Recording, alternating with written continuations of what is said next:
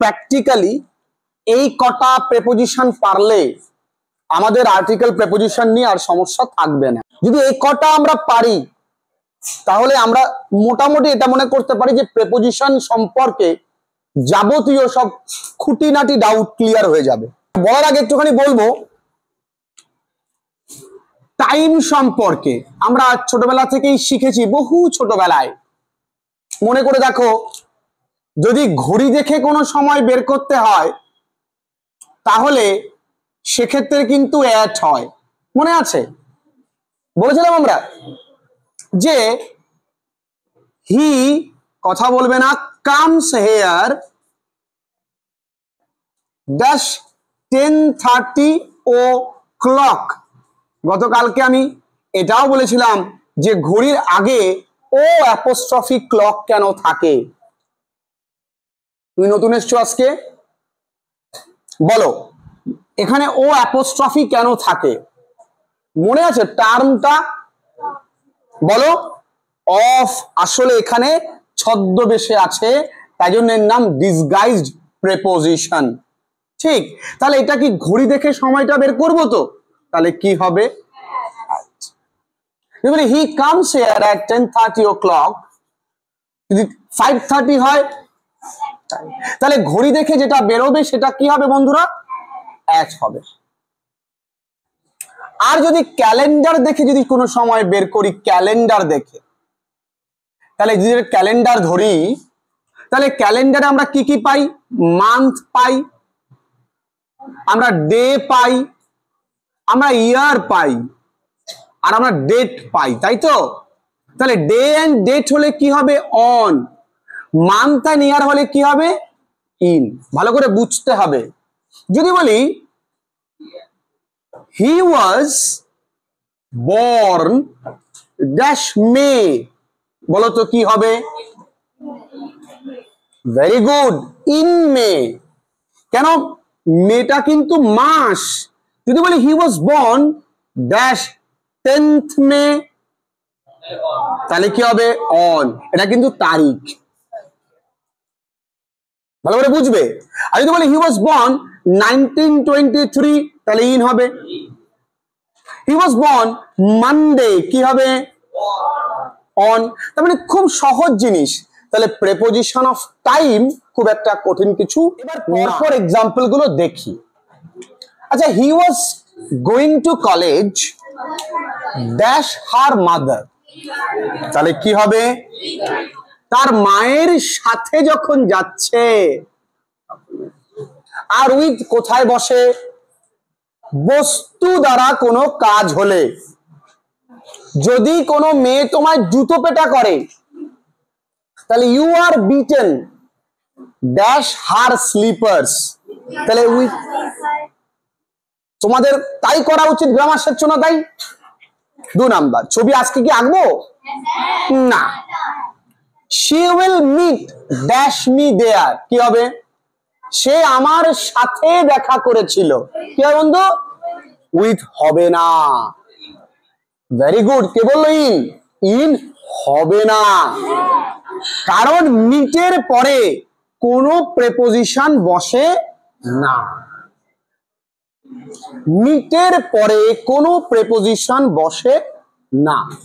কিন্তু the passengers on Kanchenjunga, মানে কাঞ্চনজঙ্ঘার প্যাসেঞ্জারদের সঙ্গে সাক্ষাৎ হয়েছিল একটি ভয়াবহ ট্রেন দুর্ঘটনার।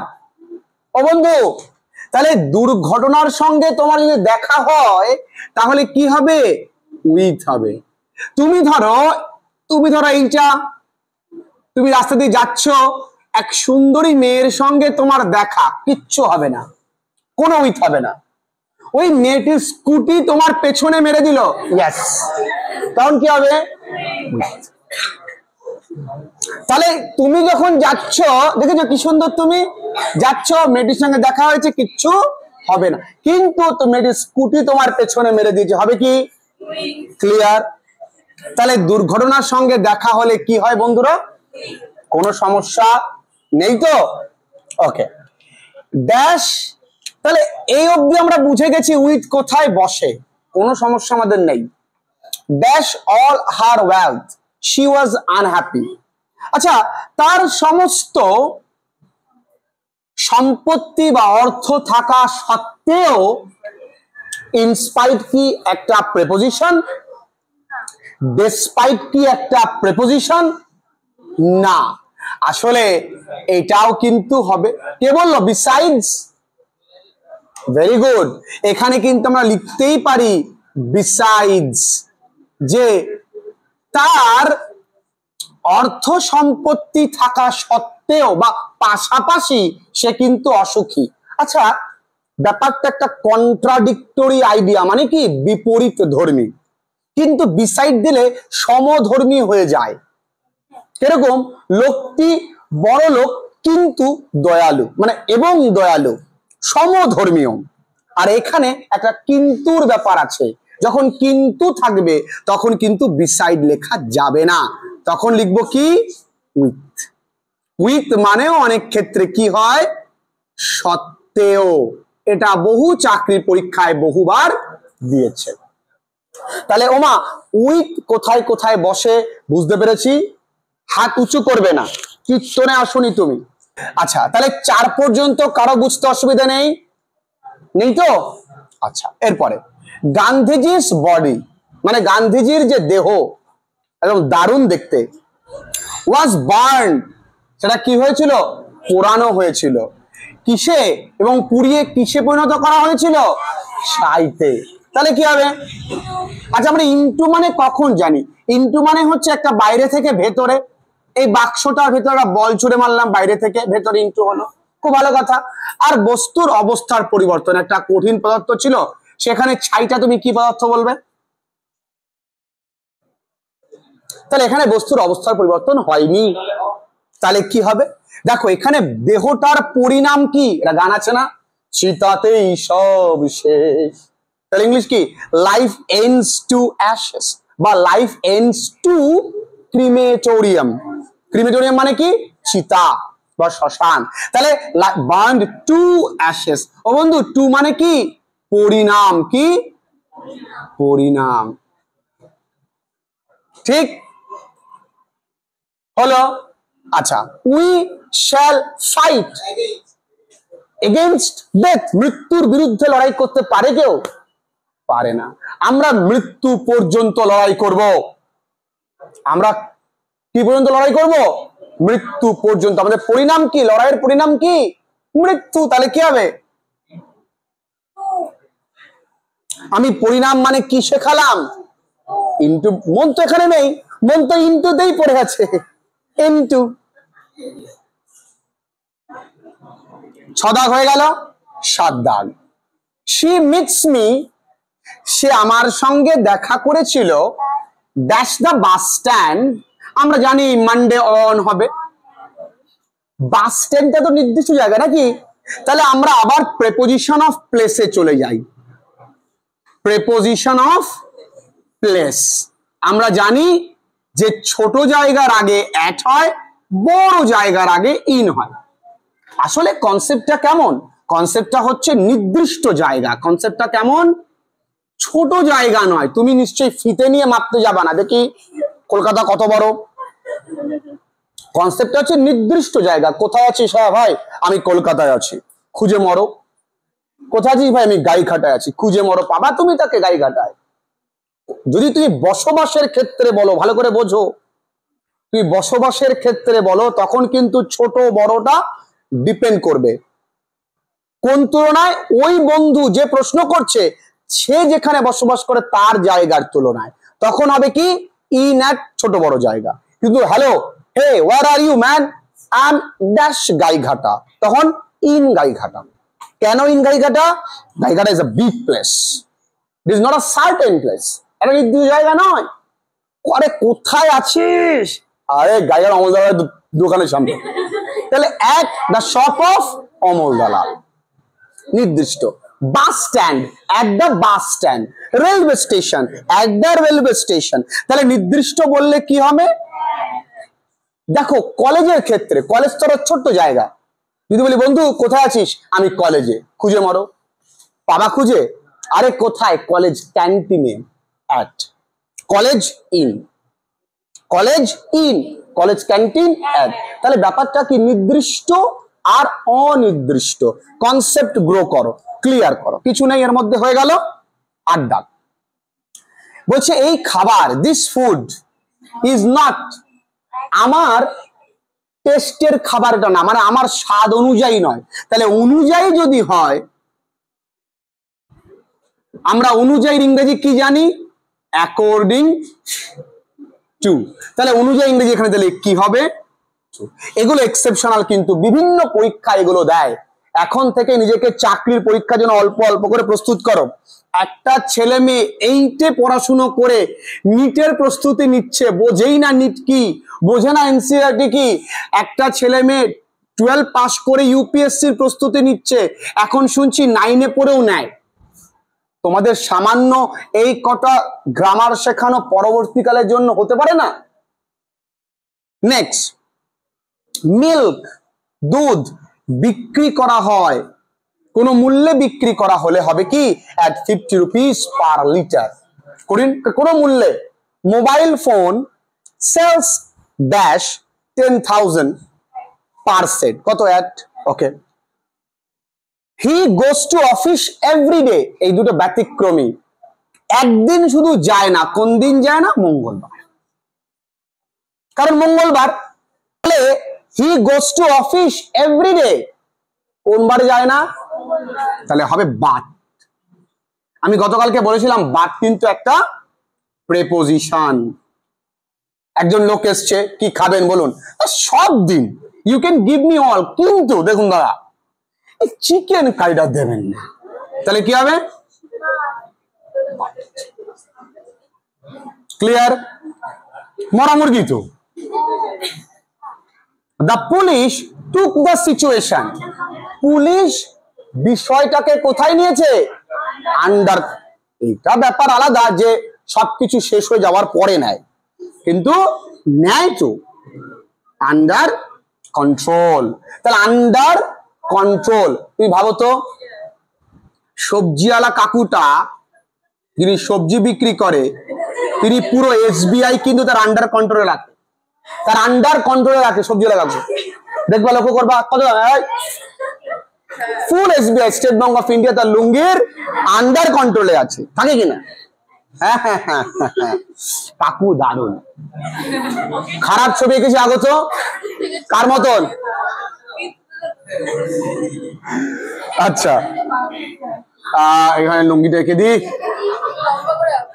ডোরাটা লুঙ্গি, পা ঢেকে গেছে লুঙ্গিতে, বড় লুঙ্গি তাই। আচ্ছা, এবার দেখো আমরা দুটো জিনিস একটু বুঝবো, একটা হচ্ছে অফ, আরেকটা অফ। এর উচ্চারণটা কি, অফ, এর উচ্চারণটা কি, অফ। আমি যদি বলি লাইট বা ফ্যানের সুইচটা অফ করো, তাহলে কি হবে? যদি বলি তুমি আমার বন্ধু, you are friend of mine, তাহলে যদি বলি take the shoes dash your feet, তোমার পা থেকে জুতোগুলো খোলো। আর যদি পরো বলতাম তাহলে কি হবে, পুট অন, কারণ অন অপোজিট কি, অফ। 14 দাগ, he is dash jovial mood, অনেকে দেখবি আনন্দে আত্মহারা হয়ে যায়, আনন্দে পাগলামো করে, তো জোভিয়াল মানে আনন্দে ভরা, তাহলে he is of jovial mood, অনেকে দেখবি আনন্দে পাগলের মতো করে, তাই না? তখন হয় অফ ব্যালেন্স, তখন কি হচ্ছে, অফ। এবার কি বলছে, হি ইজ ওয়াকিং, ধরো কেউ হাঁটছে,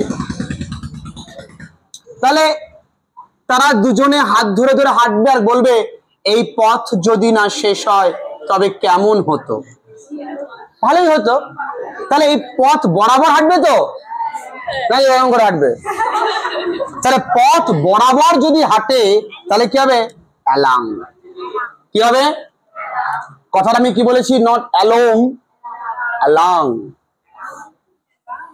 16 দাগ, হি টেক টিফিন, আচ্ছা সে কখন টিফিন খায়, মিল ব্রেক বা টিফিন ব্রেকের সময়, তাহলে ডিউরিং। ডিউরিং মানে কি, আ point of time a point of time, এই একটা পয়েন্ট অফ টাইম আর একটা পয়েন্ট অফ টাইম। টিফিন ব্রেকের মধ্যেই তো আমি খাই। যদি আমি ধরো 2:30 টিফিন ব্রেক হয়, আবার অফিস স্টার্ট হবে 3টে, তাহলে মাঝের আধ ঘন্টাটা আমার কি ডিউরিং। এটাকে বলা আছে কি, আমি ঘুরতে যাই কখন, পুজোর ছুটির সময়, তাহলে ডিউরিং পূজা ভ্যাকেশন, সামার ভ্যাকেশন, এগুলো কি ডিউরিং। ক্লিয়ার, কোনো সমস্যা নেই। এবার দেখো 17 দাগ আর 18 দাগ একটু কঠিন। সিমলা ইজ সিটিং, সিমলা মানে কারোর নাম, কিন্তু সিমলা বসে আছে। ড্যাশ দা ইয়াং, ইয়াং মানে কি অল্প বয়স্কদের মধ্যে বা যুবকদের মধ্যে। আচ্ছা, এই ইয়াংটা তুমি গুনতে পারবে, কিন্তু যদি বলি ইয়াং বয়েজ গুনতে পারবে। তাহলে ইয়াংটা একটা কি আনকাউন্টেবল নাউন, মানে যেটাকে বন্ধুরা গোনা যায় না। খুব সহজ জিনিস, এই ইয়াংটা কি একটা আনকাউন্টেবল নাউন। আর এই আনকাউন্টেবল নাউন আর কাউন্টেবল নাউন এই দুটোই কিন্তু একটা ম্যাটেরিয়াল নাউন। নাউন ক প্রকার আমরা জানি, 5 প্রকার, প্রপার, কমন, অ্যাবস্ট্রাক্ট, এগুলো আমরা জানি। তা uncountable noun a kind of material noun, কিন্তু আমরা গুনতে পারি না। যেমন ইয়াংটা আমরা গুনতে পারবো না, কিন্তু ইয়াং বয়েজটা আমরা গুনতে পারবো। তাহলে ইয়াং বয়েজটা কি কাউন্টেবল নাউন, তাই? তাহলে কাউন্টেবল নাউন যদি হয় তাহলে কিন্তু অ্যামিজড হবে। খুব পরীক্ষায় দেয়, এ তোমাদের পরীক্ষায় দেবে না, বড় বড় পরীক্ষায় দেবে। আর যদি আনকাউন্টেবল নাউন হয় তাহলে কি হবে, অ্যামিড। এই একই রকম তোমরা বলতে পারো অ্যামাংস্ট আর অ্যামাং। আমরা বলি না অনেক সময় দেখি যে অ্যামাংস্ট আর অ্যামাং লেখা আছে, বোথ। অনেকে বলে যে দুটোই সমান, কিন্তু দুটো সমান নয়। এখানেও কাউন্টেবল আর আনকাউন্টেবল নাউনের খেলা রয়েছে। ওই যে কাউন্টেবল হলে অ্যামাংস্ট, আনকাউন্টেবল হলে, ঠিক ভালো করে বুঝে নাও। তাহলে আনকাউন্টেবল হলে কি হচ্ছে, অ্যামিড, আর আনকাউন্টেবল, সরি, হ্যাঁ, আনকাউন্টেবল হলে অ্যামিড হচ্ছে, আর কাউন্টেবল হলে অ্যামিড। ক্লিয়ার? ওকে। এইবার he will discuss the fact, সে আলোচনা করবে বিষয়টা। কিসে? ড্যাশ টেলিফোন, কিসে? Over telephone. কিসে? এই যে কনফিউশনের জায়গাগুলো আরেকটু ক্লিয়ার করি দেখো। যদি বলি হি কল্ড, আচ্ছা, Rahul and Bijoy called dash. আবার একটা এক্সাম্পল দিলাম, রাহুল কমা বিজয় অ্যান্ড সুজয়। ভালো করে বুঝবে, হ্যাঁ। কল্ড, আমরা দুটো টার্ম জানি, একটা ইচ আদার, এগুলো প্রেপোজিশনের জিনিস নয়, জাস্ট একটু বলছি, যেটা আমাদের গ্রামার কোর্সে করানো হয়। আর ওয়ান অ্যানাদার, এই দুটো মানে কি একে অপরকে, তাই তো অঙ্কন? দুটো মানে একে অপরকে। সায়ন, যদি দুজন হয় তাহলে কি হবে, ইচ আদার। রাহুল অ্যান্ড বিজয় কজন আছে, তাহলে দুজন, তাহলে কি হবে, এখানে রাহুল বিজয় এন্ড সুজয় কজন আছে, তাহলে কি হবে, ওয়ান অ্যানাদার। একই রকম ভাবে এই কনসেপ্টটাও তাই। যদি আনকাউন্টেবল হয়, অর্থাৎ না গোনা যায়, তাহলে কি হবে, অ্যামিড। আর যদি কাউন্টেবল হয় তাহলে কি হবে, অ্যামিডসড। ক্লিয়ার? সে কথা বলেছে, কি কথা বলেছে, এই বিষয়টা নিয়ে। কিসে কথা বলেছে, ওভার টেলিফোন, ওভার টেলিফোন। ওকে। স্টেশনের পাশে আমরা বাস করি। দেখো এই 19 দাগের উত্তরটা কেউ বলতে পারবে? Do you have anything dash you, do you have anything, তোমার কাছে কি কিছু আছে, তাহলে কি হবে ইংরেজি, do you have anything on you. জানো, যখন আমার নিজের অধিকারে কিছু থাকবে, আবারও বলছি, যখন আমার নিজের অধিকারে কিছু থাকবে তখন বলা হবে অন। তুমি যদি বন্ধুকে বলো আমার কাছে কোনো টাকা নেই, ইংরেজি কি হবে? বলবে আই এম ব্রোক। কি বলবে? I am broke. সিম্পল। গেছো খাওয়াতে, বন্ধু তুই খাওয়াবি, প্লিজ আই এম ব্রোক, টাকা নেই, I am broke. Okay. When Rahul entered dash the room, কি হবে? Very good. যখন রাহুল ঢুকেছে, তাহলে বাইরে থেকে ভেতর ঢুকেছে, তাহলে কি হবে? হবে না। কেন হবে না? আরে বাবা, এন্টার্ড এর বাংলা মানে কি? প্রবেশ করা। আরে বাবা, প্রবেশ মানে নিশ্চয়ই বাইরে থেকে ভেতরে প্রবেশ করে, ভেতর থেকে তা তো না। তাহলে প্রবেশ করা মানে ওর মধ্যে ন্যাচারালি ইনটু ব্যাপারটা আছে, তো আমার ইনটু দেওয়ার প্রয়োজন নেই। যদি বলি রাহুল কেম, তাহলে ঠিক আছে, কিন্তু আমি যেখানে এন্টার দিই আমার মানেই কোনো প্রয়োজন নেই, হয়ে গেল। ক্লিয়ার তো? তাহলে এখানে কোনো প্রেপোজিশন হবে না। আরো বড় চ্যাপ্টার আছে কোথায় প্রেপোজিশন বা আর্টিকেল বসে না। আমরা তো শিখলাম যে কোথায় বসে, এবার প্রশ্ন কোথায় বসে না, সেটাও একটা বড় ক্লাস তোমাদের জন্য নয়, যেটা চাকরির পরীক্ষার্থীদের জন্য। তোমরা এইটুকুনি বুঝতে পেরেছো কিনা বলো? আচ্ছা, যদি আমরা বলি he is good dash English, কি হবে? At English. গুডের পরে অ্যাট হয়, ব্যাডের পরে অ্যাট হয়। ক্লিয়ার? যদি বলি do not look down dash the poor, কি হবে? তোমরা পড়েছো লুক ডাউন, বলো লুক ডাউন। Very good. আপন, লুক ডাউন আপন। আচ্ছা, তোমরা আমাকে বলো তো অন টু কোথায় বসে? অন টু কোথায় বসে? আর একটা ছোট্ট একটা এক্সাম্পল দিই। আমরা এটা ধরো আমাদের রিতম স্কুল থেকে বাড়ি ফিরেছে, বাড়ি ফিরে ও ব্যাগটাকে কোথায় রাখবে? খাটের উপরে। ডেফিনেটলি খাট ওর থেকে বড়, তাহলে ব্যাগটাকেও খাটের উপরে কিভাবে ফেললো? তাহলে আমি লিখতে পারি he kept his bag dash the coat, বা আমরা লিখতে পারি bed, C O T, on the bed লিখি। তাহলে on to the bed, on to কখন হয়? ওপরে। হ্যাঁ, ওপরে, কিন্তু একটা মোশন থাকবে, ছুঁড়ে দেওয়া। ঠিক আছে? আমরা পড়েছিলাম ক্লাস 7-এ open unto the field and to the sky, 7-এ পড়েছি। ভ্যাগাবন্ড আছে না? তাহলে অনটু মানে কি? ওপরে একটা মোশন থাকবে, কোনো কিছু ছুঁড়ে দেওয়া। ক্লিয়ার? তাহলে আশা করব ক্লাস 11দের জন্য কেন কারোই আর আর্টিকেল প্রেপোজিশনস নিয়ে কোনো সন্দেহ থাকবে না।